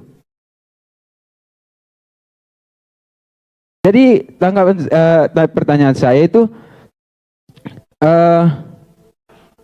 kritik, hinaan, ujaran kebencian itu kan agak sedikit mirip. Nah, biasanya kritik-kritik yang terlalu pedas istilahnya, kadang orang jadikan bahan sebagai bahan penghinaan, pencemaran nama baik, atau ujaran kebencian. Nah, itu bagaimana apa perbedaan atau hal mendasar antara ujaran kebencian, hinaan, dan kritikan keras. Nah, dan kata-kata yang tidak senonoh itu bagaimana penempatannya? Itu saja. Sekian dan terima kasih. Oke, baik, terima kasih. Berarti untuk Bang Prianto ya? Oke, silakan Bang Prianto, 5 menit. Ya, terima kasih. Memang di negara demokrasi ini kritik harus berkembang. Makanya itu kehadiran Bang Rocky Gerung juga diperlukan juga sebagai penyeimbang seperti itu. Tetap harus bisa memilah-milah gitu. Kita kritik bebas. Saya lihat itu demo-demo dengan kata-kata yang kasar, dengan segala macam yang masuk dalam ujaran kebencian segala macam. Karena pasal mengenai penghinaan terhadap kepala negara sudah di judicial review oleh MK, sudah tidak berlaku lagi gitu. Ya sebenarnya sekarang di situasi sekarang ini kritikan itu mendapat tempat gitu oleh hukum. Memang audiensi ini memang pejabat ya, bukan kita juga mengadakan audiensi juga, itu kan sifatnya personal ya gitu. Yang penting adalah bagaimana kritikan ini bisa didengar oleh penguasa supaya bisa menerima. Karena itu di alam demokrasi suatu perbedaan pendapat, sudut pandang itu hal yang wajar. Karena ada perbedaan itu ada perdebatan. Ada yang setuju dengan omnibus law kata seperti ini. Ada melihat posisi dari segi positif omnibus law. Ini kalau bicara pasal-pasal ini panjang, ini nggak cukup waktunya. Itu. Ini supaya umum saja gitu. Jadi memang kita harus mengadakan perlawanan yang keras gitu terhadap siapapun nanti yang berkuasa. Kritik-kritik ini harus dibangun oleh akal sehat. Kritik-kritik ini harus bisa ada pada tempat yang benar, sehingga tadi tidak ada persoalan yang disebut dengan kriminalisasi. Intinya harus memahami KUHP itu, Kitab Undang-Undang Hukum Pidana, itu batasan-batasan kritik. Harus memahami Undang-Undang Dasar 45 pasal 28J, itu batasan kritik gitu. Kalau ditanya batasannya ya seperti itu. Nah, kalau kita tidak setuju dengan itu, demo ke DPR minta itu diamandemen pasal itu. Tapi kan tidak elok juga kalau tidak ada batasan. Orang nanti berbuat semaunya, tambah kehidupan demokrasi nanti nggak sesuai lagi dengan ideologi kita gitu, Pancasila ini. Ya saya bukan berarti mengagungkan Pancasila juga ya, kita Pancasila ini kan diterima sebagai ideologi bangsa, ya kita harus menyesuaikan itu gitu. Nah, kita bukan di negara-negara liberal, jadi tetap harus melihat norma-norma yang ada di dalam Undang-Undang Dasar 45 sebagai batasan-batasan kritik. Dan mahasiswa semua diperbolehkan sekuat-kuatnya, selantang-lantangnya untuk menyampaikan kritik. Saya rasa tidak ada orang dihukum karena menjalankan kritik. Saya belum pernah lihat di Indonesia ada yang dihukum karena melakukan kritik. Tidak ada itu. Ada. Oh ada. Banyak. Oh banyak. Ternyata Ya. itu mahasiswa dikeluarin. Ya itu. Nah itulah bentuknya. Ya. Jadi kalau itu, mari kita bergabung dengan Perkomhan. Bu Ropi juga nanti sebagai bisa memberikan nasihat-nasihat pada Perkomhan biar kita maju. Kalau ada orang dikritik tapi dikriminalisasi, kami siap untuk membela. Demikian, terima kasih. Ya, baik. Terima kasih Bang Priyanto. Dari Bung Rocky ada tanggapan? Tarik tadi Putri, dia mengajukan suatu yang eksistensial, bahwa dia terganggu kemana perginya tuh. Harusnya ada lembaga resmi itu. Tapi Pak Priyanto bilang datang aja ke Perhokam itu apa. Itu kan juga jawaban yang terlalu nyeleneh itu. Kalau orang Sunda bilang saha sia, lu siapa itu? Kayak itu poinnya itu. Jadi kita mau ada pembenahan di dalam sistem, bukan karena semacam voluntarisme dari Pak Priyanto. Kita ingin ada sistem di mana semua orang merasa nyaman. Bayangkan misalnya kalau semua orang harus ke Pak Priyanto, berapa banyak orang yang akhirnya merasa oke, ada lembaga yang sebetulnya bukan lembaga yang dijaminkan oleh konstitusi kan. Ini kan aktivitas swasta, aktivitas voluntaris itu. Sama seperti kemana ke LBH, atau akhirnya LBH itu kerjaannya terus menerus urusan tanah. Padahal soal tanah ini bisa diselesaikan dengan satu kebijakan Jokowi, yaitu jangan sekedar bagi-bagikan sertifikat tuh yang memang sudah dimiliki kan. Jadi ini soal kebijakan, bukan soal ya saya mampu bantu Anda. Saya juga bisa bilang ya saya bisa lakukan, tetapi Putri inginkan ada kepastian bahwa, bahkan pertanyaan dia tadi, bagaimana cara mengkritik pemerintah dengan secara benar itu. Kan begitu kan? Kenapa? Karena yang sekarang semua orang cara kritik yang salah tuh. Maka orang berteman yang benar. Padahal yang kita anggap sebagai salah justru itu satu-satunya cara tuh. Siapa yang terakhir juga Anda dari Universitas Bung Karno mengatakan, kalau emosi itu tidak diucapkan, lalu apa gunanya gerakan? Kalau buruh tidak saya pakai kalimat itu, buruh nggak, makin lama buruh oh ya nggak perlu demonstrasi. Padahal demonstrasi buruh itu adalah hak sejarah, bukan sekedar hak konstitusi, hak peradaban buruh. Buruh disebut buruh kalau dia duel dengan kapitalis, itu dasarnya itu. Jadi itu yang mesti kita pastikan. Jadi jangan anggap bahwa seringkali orang merasa terhina, tapi nggak bisa balas. Jadi Anda dari Universitas Bung Karno, saya kasih contoh misalnya, Bung Karno satu waktu merasa terhina. 1 menit lagi. Oke, persis 60 detik nanti. Bung Karno merasa terhina dalam persaingan politik dengan Sultan Syahrir, dia kalah. Sultan Syahrir jadi Perdana Menteri, Bung Karno jadi sekedar kepala negara tuh. Lalu wartawan datang ke Bung Karno, Bung Karno, Anda patah dalam persaingan dengan Sultan Syahrir. Kata Bung Karno begini, wartawan, Anda tahu nggak rotan? Tahu. Rotan itu hanya melengkung, tidak patah. Begitu kekuatan argumen itu. Kita nggak dengar kekuatan argumen begitu. Begitu kalau argumen lapor. Oke, tepuk tangan kawan-kawan semua. Masih ada satu pertanyaan, Bang Priyanto dan juga Bung Rocky. Saya akan sampaikan kepada Bang Priyanto. Dalam hukum perdata, bagaimana melihat konteks kebebasan berekspresi serta batasan-batasannya? Ya, terima kasih pertanyaan. Jadi dalam hukum perdata, bagaimana batasan-batasan dalam berekspresi itu? Saya sudah jelaskan tadi unsur-unsur perbuatan melawan hukum yang memang dipakai di Indonesia juga gitu, dan itu menjadi universal. Kalau ditanya lagi batasan-batasannya, kembali lagi jawaban saya tadi. Bahasanya adalah norma, kepatutan, ketertiban umum, kesusilaan. Itu dalam konteks hukum perdata. Gitu. Kalau dalam konteks hukum pidana beda lagi batasan-batasan itu. Karena semua sudah diatur oleh undang-undang. Kita sebagai negara hukum, kalau kita melanggar masuk dalam unsur-unsur dalam undang-undang itu, ya kita kalau dalam pidana kena delik lah. Kalau dalam hukum perdata, ya kita PMH melakukan perbuatan melawan hukum. Jadi norma-norma sebagai batasan-batasan yang hidup di dalam masyarakat itu jangan ditabrak. Seperti itu batasannya. Terima kasih. Terima kasih. Masih ada waktu cukup? Ya, dari Bang Rocky ada tanggapan?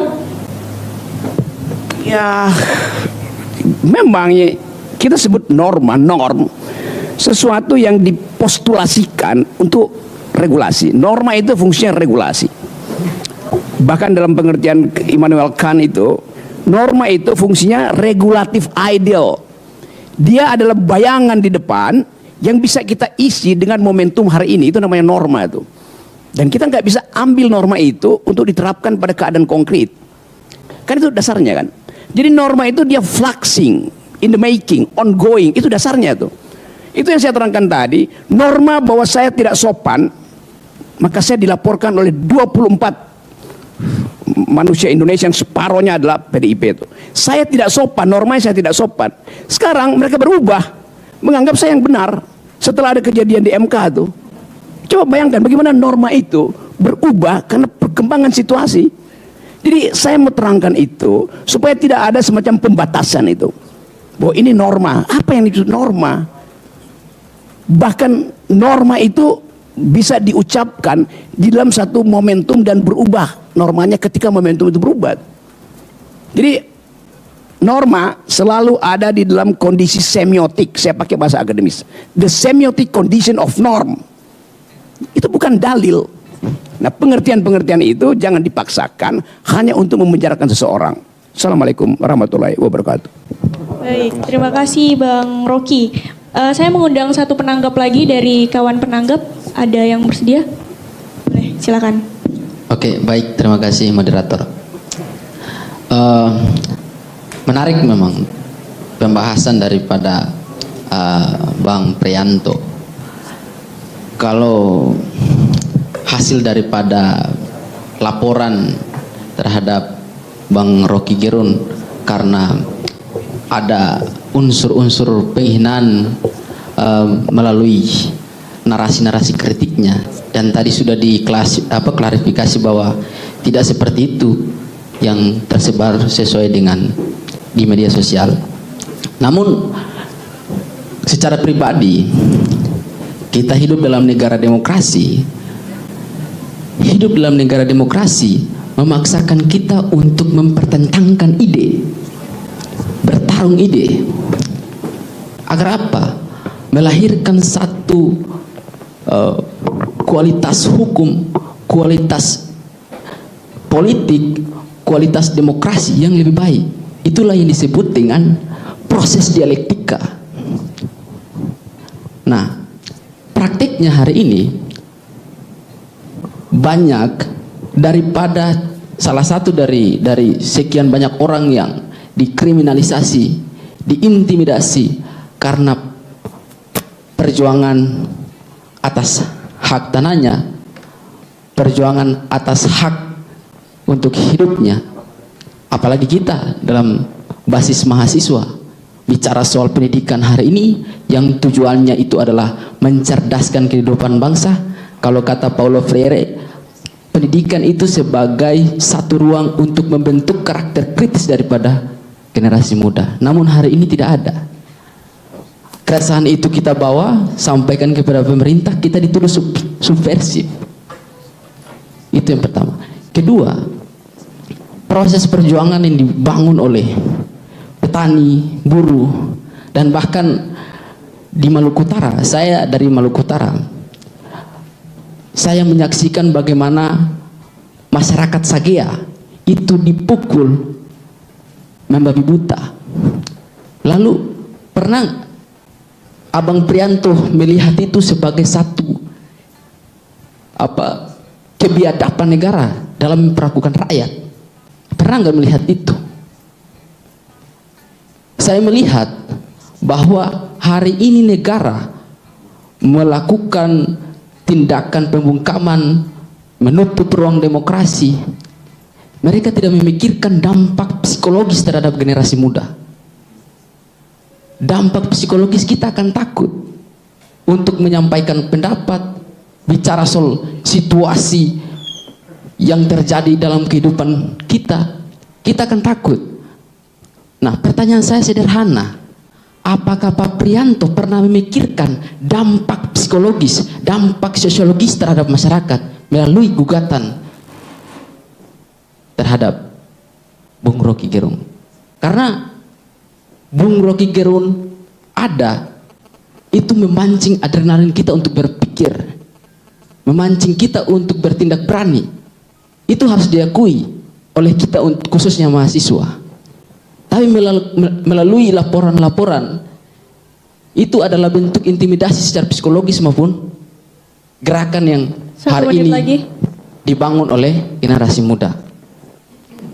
Mungkin itu pertanyaan saya, pernah mempertimbangkan terkait dengan dampak psikologis terhadap mahasiswa maupun orang-orang yang hari ini sedang berjuang mempertahankan haknya dengan mengkritik negara, lalu kemudian diintimidasi, dikatakan itu sebagai suatu perbuatan melawan hukum, kemudian dipenjarakan. Banyak kasus yang terjadi di Maluku Utara, dan banyak aktivis Maluku Utara yang dipenjarakan karena mengkritik kebijakan pemerintah yang tidak berpihak terhadap rakyat, yang terus menghisap kehidupan rakyat. Terima kasih.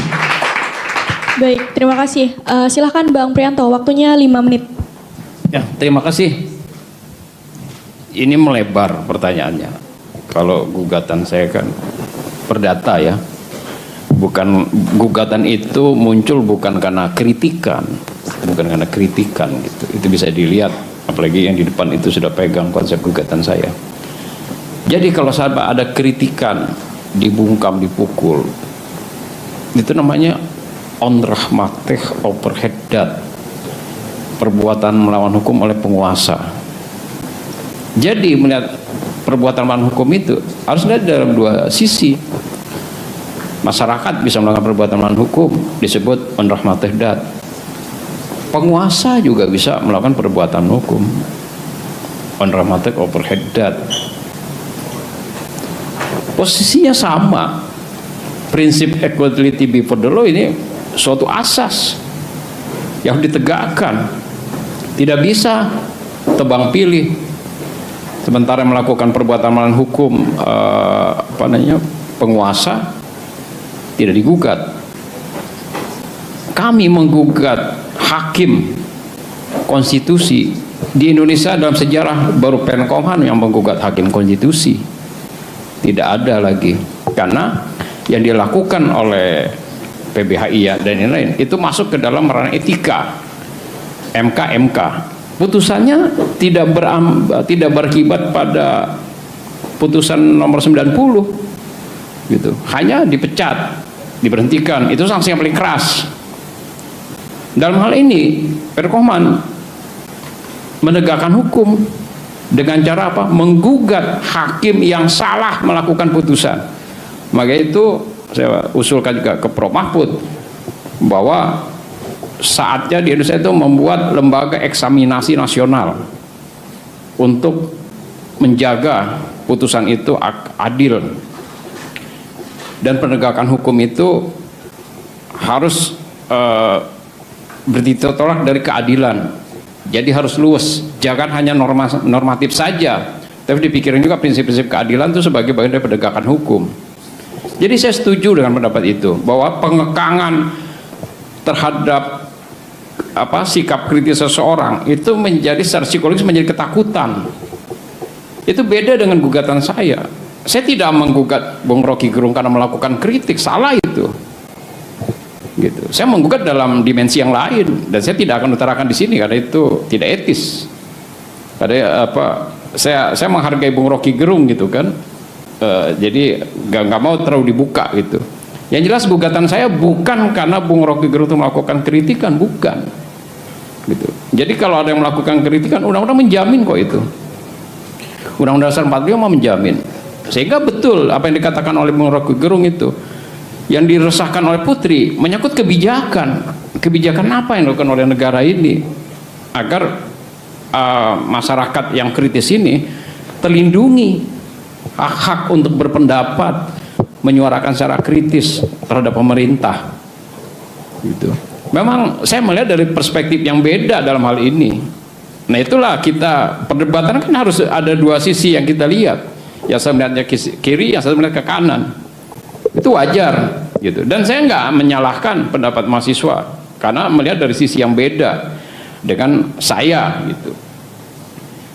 Jadi itu intinya, bahwa tetap kritikan itu jangan sampai melanggar Undang-Undang Dasar 45.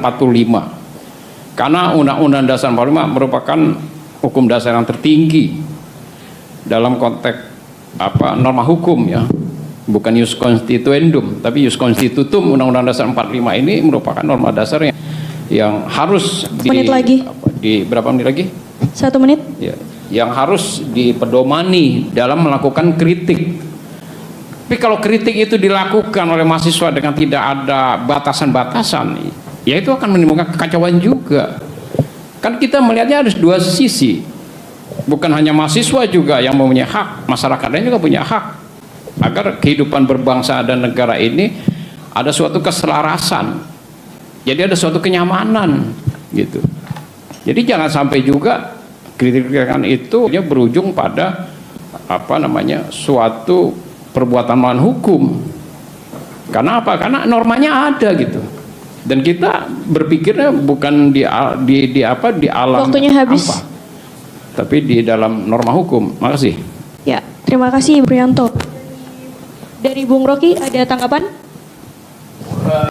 Saya doraikan banyak hal ya, tapi kan problem kita istilah konsep perbuatan melanggar hukum dimulai dengan kasus berapa tadi 1919 lalu berkembang, lalu semua hal yang membuat seseorang merasa ada hal yang nggak beres di dalam hak dia secara privat, maka dia ajukan itu sebagai perbuatan melanggar hukum. Tapi makin lama, makin panjang, makin lebar. Mestinya perbuatan melanggar hukum itu makin kecil, makin sempit, supaya demokrasi dihidupkan. Jadi setiap soal, kalau ini kan pasal yang paling gampang dipakai itu PMH itu. Dulu masih tingkat 1 saya belajar itu perbuatan melanggar hukum. Apa aja masukin ke situ tuh. Jadi ini kesempatan kita untuk memperlihatkan bahwa harusnya kita persempit pengertian itu supaya tidak semua hal dijadikan perbuatan melanggar hukum tuh. Kenapa itu diperlukan? Supaya demokrasi berkembang. Ini kan trade off. Kalau demokrasi maju nggak ada orang yang mau laporin anak curi mangga, daun mangganya jatuh ke tetangga terus didatang dengan menurut KUHP Anda udah melanggar. Iya, udah bilang aja tuh lu makan mangganya tuh, gua sampahnya lu buang di situ kan. Selesai kan? Apalagi bawa parang, itu mangga saya tuh. Ini hal yang bisa dihasilkan melalui percakapan demokratis. Itu aja poinnya. Jadi buat saya semua hal yang masih bisa dipercakapkan dengan kecerdasan dan kejelian pikiran tidak perlu dibawa pidana tuh. Kecuali memang pikirannya buntu, ya silakan pidanakan. Baik, terima kasih Bung Rocky. Ada satu permintaan dari satu penanggap untuk meminta tanggapannya lagi. Boleh Bung Rocky dan Bang Priyanto? Boleh? Boleh, silakan. Oke, baik. Iya, karena Bang Priyanto tadi menjelaskan soal soal lembaga negara sebagai badan hukum. Nah, saya juga mau bilang kayak gini. Ketika negara sebagai dikatakan sebagai dia adalah badan hukum, kenapa kemudian bukan lembaga negaranya? Dan itu satu. Yang kedua adalah soal kaitan antara Perkomhan dengan lembaga negara ini itu sangat jauh berbeda. Ketika penjelasannya tadi Bang Priyanto bahwa karena saya sebagai seorang pribadi yang memasukkan pajak ke negara sehingga saya bisa melakukannya. Tapi kan yang melaporkan di sini adalah Perkomhan, bukan sebagai pribadi Bang Priyanto. Itu juga harus dilihat dua sisi ini antara lembaga negara sebagai badan hukum yang ketika dia merasa dirugikan itu harus dipisahkan dengan Perkomhan sebagai badan hukum. Itu persoalan pertama. Persoalan kedua yang juga yang saya lihat adalah ketika di dalam pasal 1365 ini itu masih bisa menjadi perdebatan yang sangat panjang menurut saya karena tidak disebutkan secara spesifik. Tadi Bang Priyanto bilang bahwa melanggar norma kepatutan yang hidup di masyarakat. Sementara negara kita Indonesia itu punya hierarki peraturan perundang-undangan yang positivisme hukum. Tapi kemudian ketika itu yang mau dilihat, ya sudah ditetapkan nih bahwa perbuatan melawan hukum adalah yang melanggar hak orang lain dan atas kesalahannya dapat mengganti kerugian. Sedangkan masyarakat yang hidup di masyarakat itu yang bagaimana gitu kan, itu yang harus dimunculkan juga kepatuhan yang mana agar bisa lebih detail mengenai ke dalam pasal tersebut. Mungkin itu satu lagi mengenai soal apa perbedaan ini? Pertanyaan saya tadi, perbedaan antara pernyataan bahwa presiden tolol dengan presiden membuat kebijakan yang membuat dari berbagai provinsi itu menolak, ya, memunculkan kegaduhan. Itu juga belum dijawab. Kenapa nggak laporin itu pemerintah sana itu? Terima kasih. Oke, silahkan Bang Prianto. Waktunya 5 menit. Saya akan menjelaskan bahwa tadi saya sudah menjelaskan sebenarnya secara panjang lebar bahwa 1365 itu adalah pengertian perbuatan melawan hukum dalam arti sempit. Tapi saya menjelaskan dulu Perkomhan, legal standingnya, hak keperdataan apa Perkomhan bisa menggugat. Jadi Perkomhan itu suatu perkumpulan masyarakat yang peduli terhadap penegakan hukum, yaitu penegakan hukum terhadap siapa saja, terhadap tokoh agama, tokoh masyarakat, terhadap pejabat. Ya kita harus melakukan penegakan hukum tanpa pandang bulu, termasuk dengan ketua MK. Jadi Perkomhan itu di dalam anggaran dasarnya mengamanatkan untuk melakukan proses hukum dalam rangka penegakan hukum dan keadilan. Jadi gugatan kepada Bang Rocky Gerung ini tidak terkait dengan masalah pidana, gitu. Tidak terkait dengan masalah pidana gitu. Ada hal yang paling prinsip pengertian perbuatan melawan hukum yang tadi saya cerita, pengertian perbuatan melawan hukum itu diperluas.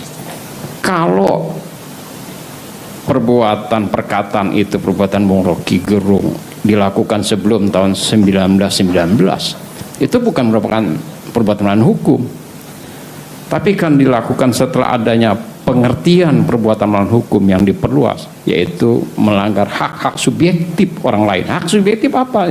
Subjektif si penggugat ini, jadi bukan disamakan dengan hak subjektif orang lain gitu. Jadi tolak ukurnya yang bisa menjadi acuan hak subjektif itu si penggugat sendiri. Yang dirugikan terhadap perkataan itu. Saya akan melihatnya dalam konteks yang lebih luas lagi gitu. Terhadap suatu bahasa perkataan bajingan tolol itu gitu. Meskipun ada perbedaan bajingan yang pintar itu tidak bisa diperdebatkan di ruang ini. Itu kan sudah masuk masalah teknis hukum, bahwa saya selaku advokat itu tidak berpikir di ruang hampa, tapi saya berpikir di ruang norma. Meskipun pengertian norma menurut Bang Rocky Gerung itu sangat luas, betul itu. Saya sih nggak akan memperdebatkan suatu istilah pengertian itu gitu. Saya cukup sederhana dalam berpikir. Kemarin pejabat itu melanggar trias politika, pembagian kekuasaan, mencampuri kekuasaan yudikatif, melanggar hukum. Bung Rocky itu dalam segi bahasanya melanggar kepatutan, melanggar hak-hak subjektif penggugat, melakukan perbuatan hukum. Itu kan versi penggugat, diboleh-boleh saja kan, pengadilannya nanti. Terus kemarin yang heboh ketua MK melanggar Undang-Undang Kekuasaan Kehakiman pasal 17, bahwa apabila mempunyai kepentingan ada hubungan keluarga itu harus mundur. Itu putusan yang konyol itu. Kita lihat 2 menit lagi. Iya, masih cukup nih. Jadi kita lihat, saya kaitkan lagi dengan adanya perubahan norma-norma hukum dalam penghinaan terhadap kasus pidana terhadap Bung Rocky Gerung. Itu ada nuansa politik, karena pasca tadi disebutkan oleh Bang Rocky Gerung, pasca putusan MK berubah, yang tadinya PDIP itu menjadi teman Jokowi, pasca putusan MK ini menjadi lawan Jokowi. Jadi PDIP harus secara politik harus mendukung apa yang dilakukan oleh Bang Rocky itu dalam konteks pidana loh. Saya bukan dalam konteks gugatan saya. Ya itu seperti itu kan politik. Sehingga dia mencabut laporan itu. Apa itu? Itu ada masalah politik di dalamnya, bukan masalah hukum. Pencabutan itu saya lihat bukan ada persoalan hukum di sini, ini masalah politik. Bagaimana terpecahnya kongsi antara Jokowi dengan PDIP akibat putusan MK. Di dalam petitum gugatan saya yang nanti akan disidangkan tanggal 15 bulan ini, saya menyatakan putusan nomor 90 non-executable, tidak bisa dijalankan. Saya tidak membatalkan putusan MK, karena putusan MK itu sudah final dan binding, tidak bisa dilakukan upaya hukum. Saya mencari celah di sini yang supaya bisa masuk, karena perbuatan melawan hukum itu, maka putusan dari tergugat ini tidak bisa dilaksanakan. Dan cukup logis dasarnya, ada kepentingan terhadap putusan itu. Baik, waktunya habis, Bang Prianto. Ya, terima kasih. Tepuk tangan untuk Bang Prianto, Bang Rocky dan juga Bang Prianto. Kita di ujung acara, jadi saya mengundang Bang Rocky dan juga Bang Prianto untuk memberikan closing statement dalam agenda debat publik ini. Mungkin saya persilahkan Bang Rocky terlebih dahulu. Oke, saya ini mic-nya melakukan perbuatan melanggar hukum nih, nggak bisa. Ganti nih yang nggak melakukan tema.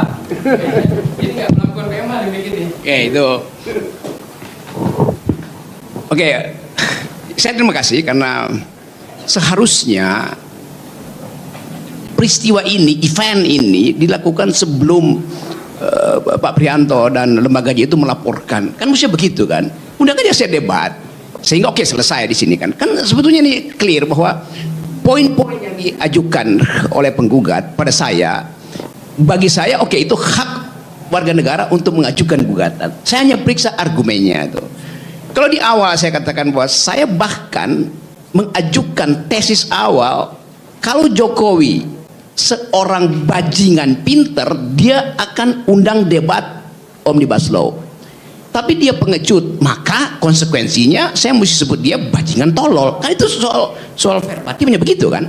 Jadi ini logika saya aja begitu tuh. Jadi awalnya saya berharap Jokowi adalah bajingan pinter, ternyata bajingan tolol tuh. Kalau saya pakai bahasa Inggris, burung nggak ngerti. Saya mau bilang pada itu, he is riding the tidal wave of stupidity itu. Itu keras banget tuh. Ini orang lagi menunggangi gelombang ketololan itu.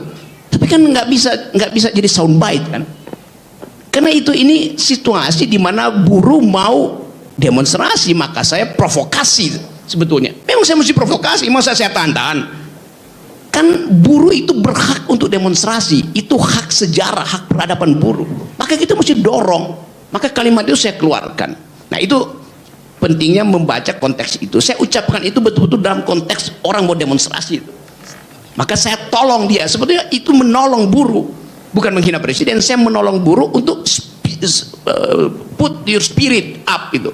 Jadi dasarnya di situ tuh. Tapi kemudian jadi kasus, lalu ya udah jadi soal politik. Nah sekarang kalau saya diminta untuk lain kali saudara Rocky, kalau mau bicara itu harus sopan santun. Ya kalau ada di pemakaman saya sopan santun, di perkawinan saya sopan santun. Tapi di demonstrasi besok saya undang BEM UI buat kasih pidato lagi. Ini anak-anak BEM UI itu. Maka saya akan bilang, BEM kasih tahu saya bagaimana cara supaya ucapan saya sopan santun. Diusir saya dari BEM. BEM ingin saya berteriak sekeras-kerasnya, sekasar-kasarnya. Dan saya anggap itu fit and proper dengan suasana. Jadi saya kira itu. Jadi jangan paksa saya untuk mengatakan harus sopan dan santun. Yang dilakukan Pak Jokowi hari-hari di MK adalah ketidaksopanan in optima forma. Oke, terima kasih Bang Rocky. Selanjutnya silahkan Bang Prianto. Ya, saya singkat saja bahwa kepada para mahasiswa, adik-adik mahasiswa, teruslah melakukan kritik sekeras-kerasnya, setajam-tajamnya seperti pisau, karena semua orang kedudukan sama di mata hukum. Itu bukan merupakan suatu pelanggaran hukum, baik pidana maupun perdata. Tapi pesan saya kepada adik-adik mahasiswa, jangan melakukan fitnah, karena itu nanti bermasalah secara hukum. Demikian, terima kasih.